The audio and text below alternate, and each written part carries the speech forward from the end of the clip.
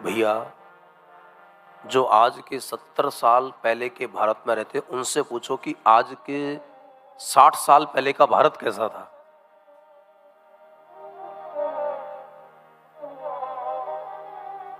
सच में कभी कभी है ना, आप वयोवृद्धों के पास बैठा करो, उनके पास बहुत अनुभव मिलता है। मैं तो कभी कभी बुजुर्गों के पास बैठता हूं ना, दादाजी वो जमाना कैसा था। अब महाराज क्या बताएं, उन जमाने में इतने साधन तो नहीं थे, लेकिन शांति बहुत थी, आनंद बहुत थे। भैया उस समय इतनी कोई लोगों के अंदर चालाकी और ये फरेवी, जो आजकल जो फरेब करते हैं ना, ये धोखाधड़ी चलता, उस जमाने में नहीं था।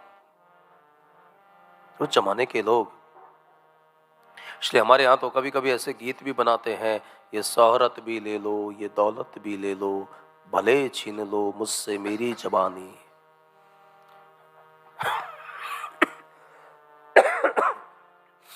वो जो बचपना है, याद रखना, जो वृद्ध होता है वो अतीत में जीता है, जो युवान होता है वो भविष्य में जीता है, लेकिन जो बालक होता है वो वर्तमान में जीता है। और वर्तमान को साध लेना ही साधना है। साधना के लिए हम कितना भी कहा जा सकता है, यहां पर बहुत सारे सूत्र प्रकट किए जा सकते हैं और बहुत सारा संवाद हो सकता है, लेकिन याद रखिएगा जीवन में साधना ही साधना है। एक बहुत छोटा सूत्र, इस सूत्र ने मेरे लिए बहुत संबल दिया था। मैं बहुत छोटा था तब ये सोचता था कहां जाऊं, किसको पूछूं, कौन सा साधन करूं जिससे कि मेरा चित्त शांत हो जाए। तब एक बहुत वयोवृद्ध महापुरुष ने कहा कि बेटा, साधना के नाम पर तुम इधर उधर बहुत ज्यादा भटकने से अपना जीवन मत खो देना। बाकी जो तुम्हारी प्रवृत्ति में स्वभाव के अनुसार आता है वो करिएगा जरूर, लेकिन याद रखिएगा जीवन में सद जाना ही साधना है। यह सूत्र मुझे बहुत प्यारा लगा। आज भी मैं उस महापुरुष को याद करता हूं। सच में है, आखिर कब तक भागते रहोगे, कब तक क्या। कोई भी कर्म इसलिए नहीं किया जाता है कि वो पूर्ण हो जाए, प्रत्येक कर्म इसलिए किया जाता है कि हमारे राग की निवृत्ति हो जाए। और जब राग की निवृत्ति हो जाएगी तो वो जो परम अवस्था है, वो एक जो स्थिति है, जो एक स्थिरता है, भैया खोबा और कुछ नहीं होता है। दूध को इतना तपाते हैं, दूध को तपाते तपाते वो दूध ही खोवा बन जाता है। हमारी श्रद्धा जब निष्ठा बन जाती है और निष्ठा जब तत्व ज्ञान बन जाती है, तत्व ज्ञान में परिणित हो जाती है ना, तो याद रखिएगा स्वामी जी के सूत्र को जरूर स्मरण करिएगा कि संसार कभी भी किसी को पूरा नहीं मिलता है और परमात्मा कभी भी किसी को अधूरा नहीं मिलता है। जिसको भी परमात्मा मिलता है उसको पूरा का पूरा मिलता है। हम लोग क्या सबसे बड़ी एक गलती कर रहे हैं कि छोड़ना कुछ नहीं चाहते और पाना परमात्मा को चाहते हैं। और बस यही दुविधा बनी हुई है। कभी वैराग्य है, कभी अनुराग है, नित बदलते हैं माली वही बाग है। फिर भी हम द्वारकाधीश के दर पर बैठे हैं। स्वामी जी का बहुत बड़ा आशीर्वाद है और आज स्वयं स्वामी जी हमारे माणिक बहरा जी के साथ यहाँ पधारे हैं। हम व्यासपीठ से इस स्वामी नारायण की पावन परंपरा को प्रणाम करते हुए हमारे तपहपूत स्वामी जी के श्री चरणों में आसरा इस जहां का मिले ना मिले, आसरा इस जहां का मिले ना मिले, मुझको तेरा सहारा सदा चाहिए, तेरा सहारा सदा चाहिए।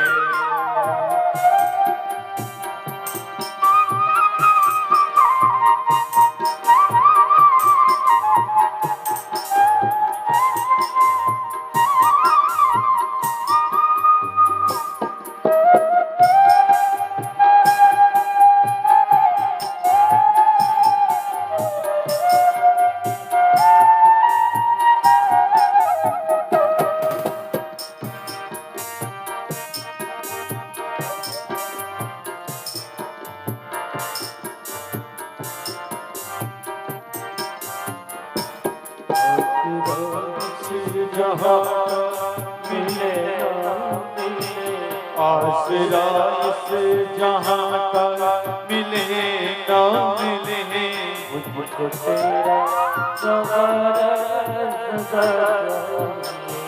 मुझको तेरा सहारा सदा चाहिए।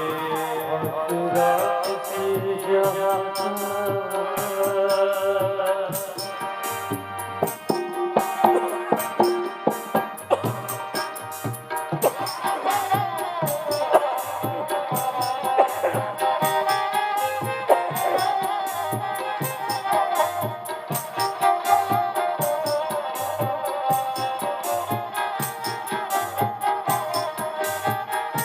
कभी कभी अनुराग है, कभी बैरागी है, कभी अनुराग है, कभी बैरागी है, कभी मेरा है कभी अनुराग है, मेरे दिल में तेरा सदा मेरे दिल में सहारा सदा चाहिए। आसरा इस जहाँ का मिले ना मिले, आसरा इस जहाँ का मिले ना मिले, मुझको तेरा सहारा सदा चाहिए। मुझको तेरा सहारा सदा चाहिए।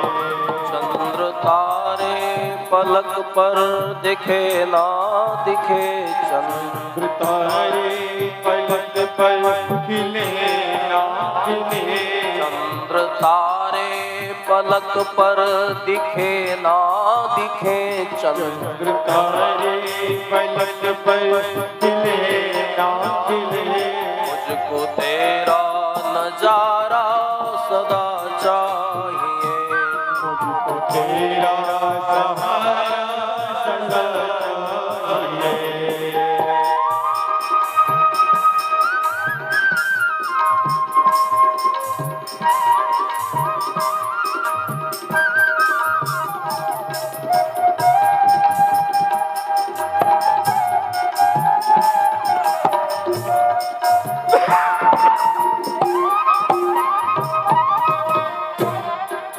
जीवन में कभी भी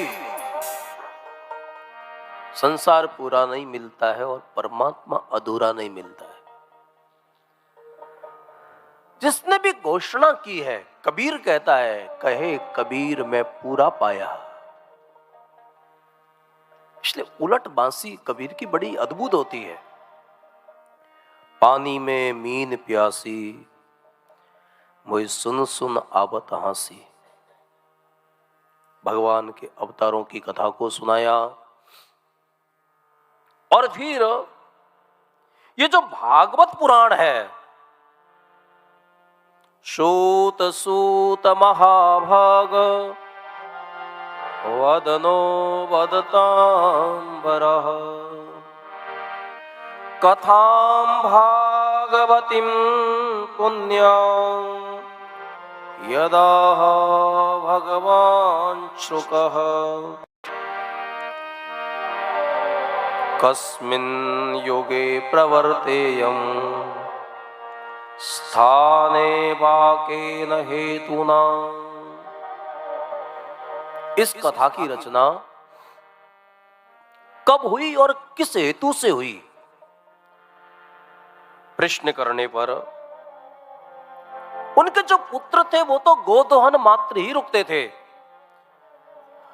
मूढ़ की भांति वो तो परमहंस थे। उन्होंने कैसे इसका स्वाध्याय किया,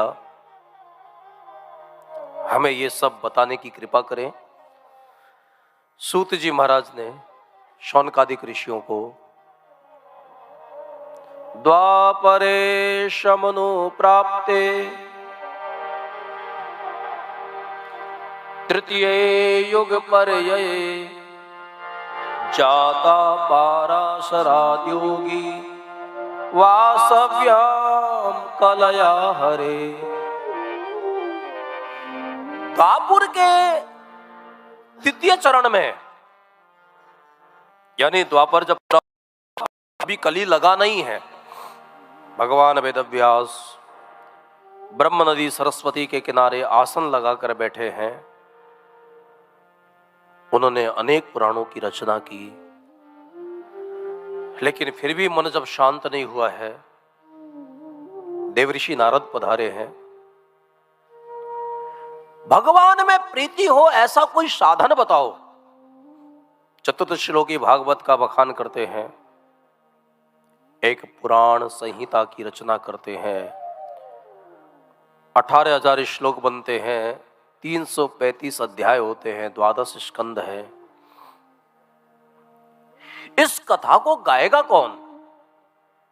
अब ये कथा जो है श्रीमद् भागवत में तो नहीं, लेकिन अन्य पुराणों में या अंतर कथा है।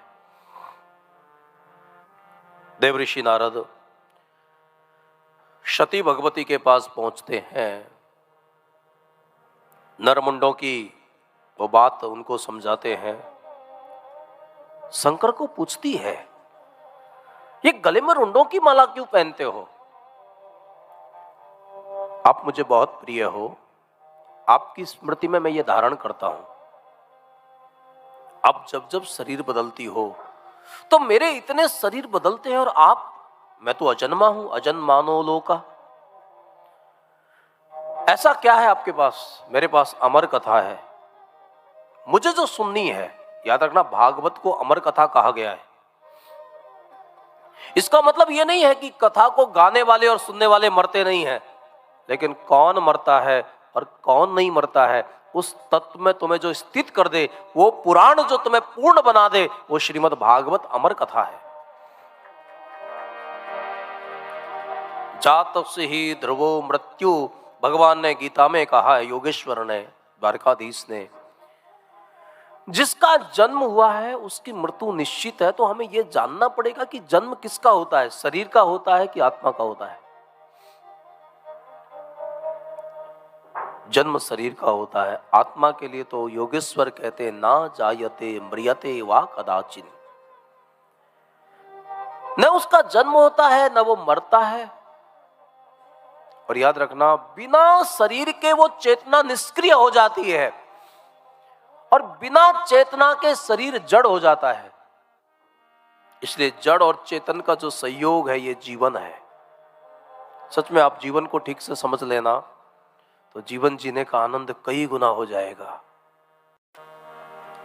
मृत्यु जो है वो शरीर को छोड़ नहीं सकती है और स्वरूप को छू नहीं सकती है।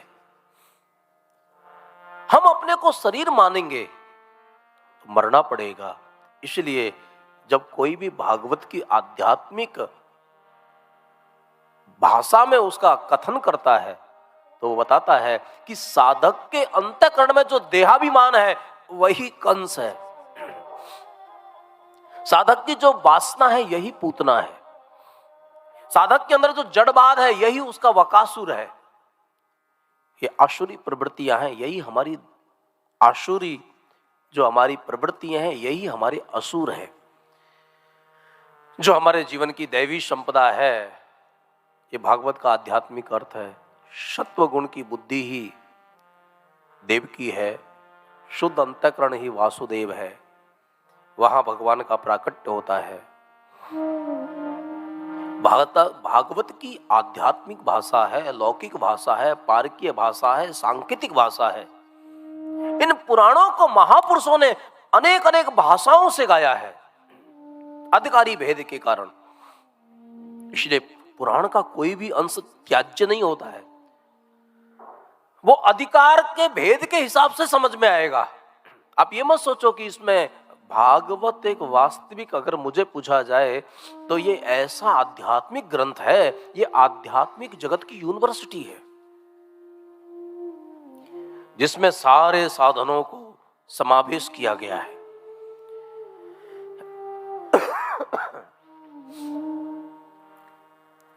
क्या नाम की महिमा पढ़ना है तो छठवें स्कंद को पढ़ो,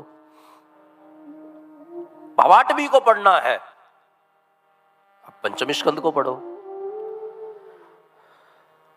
इसलिए आज कहा गया था कि पुराण में प्रारंभ में महात्म होता है, फिर आध्यात्म होता है, फिर तदात्म होता है।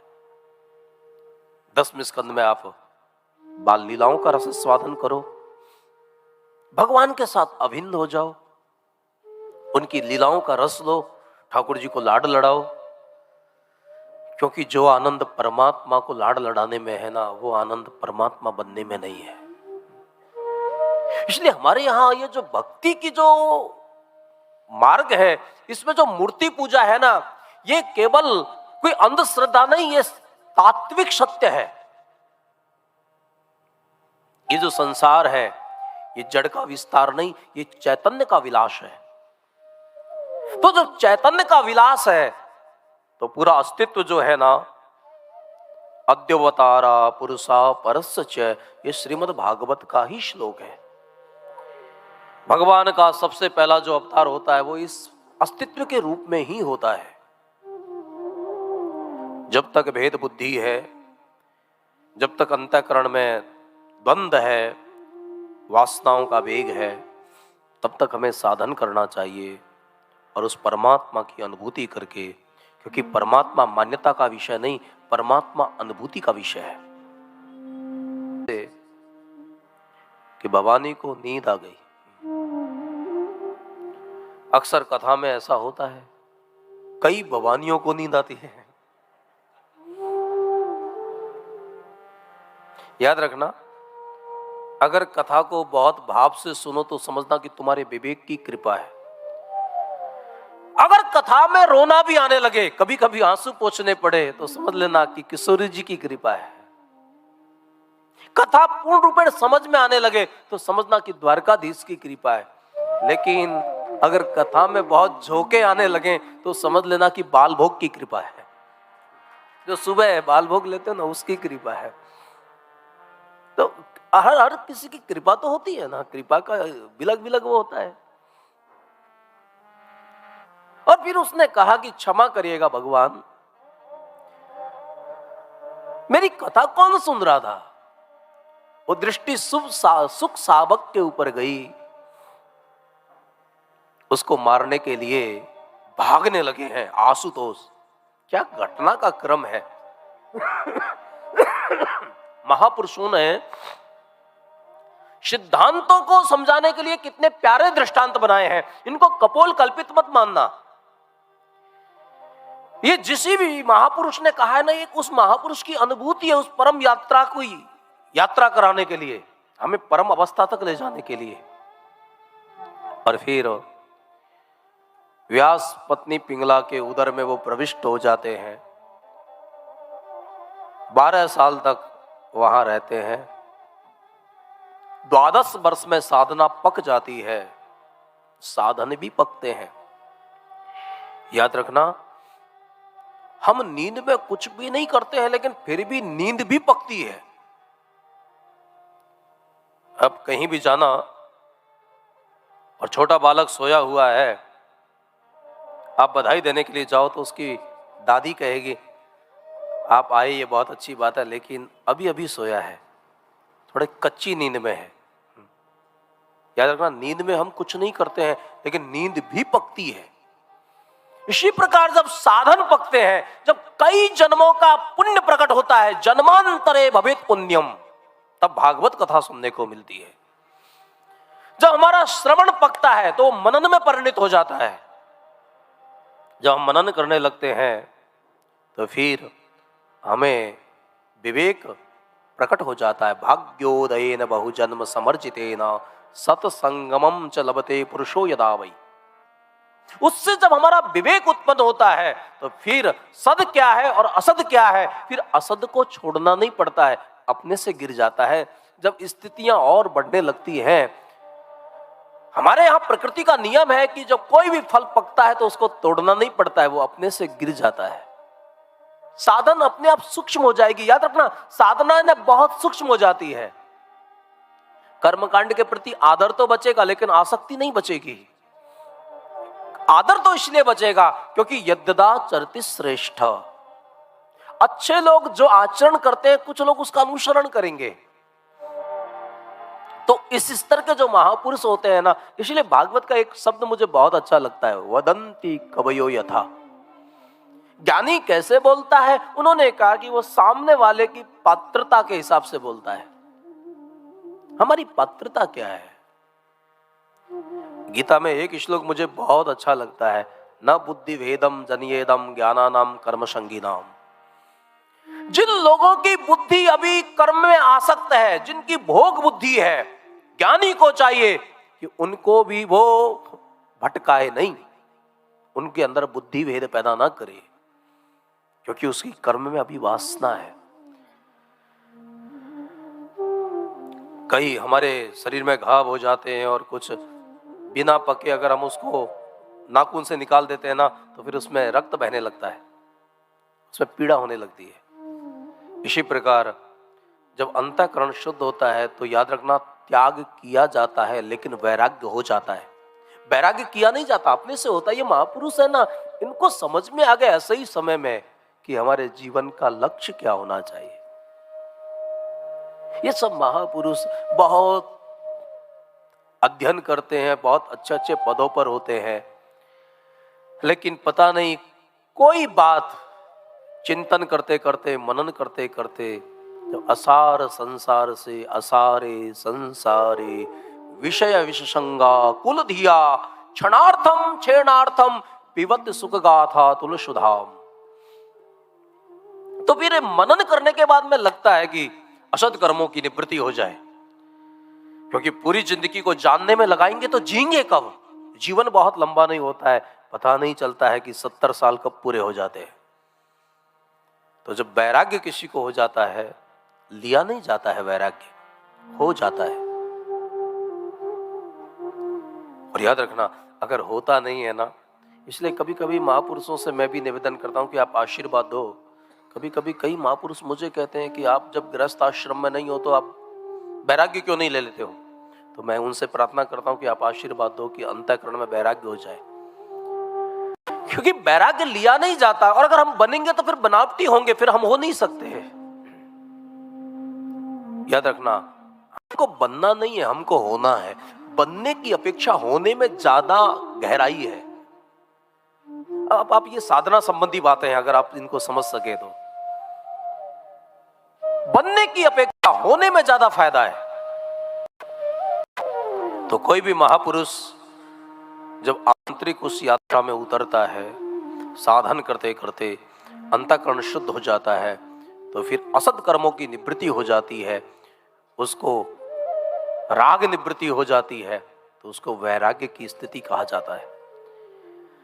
फिर उसका वैराग्य भी पकता है। ये नहीं है कि साधनाएं भी पकती हैं, और जब वैराग्य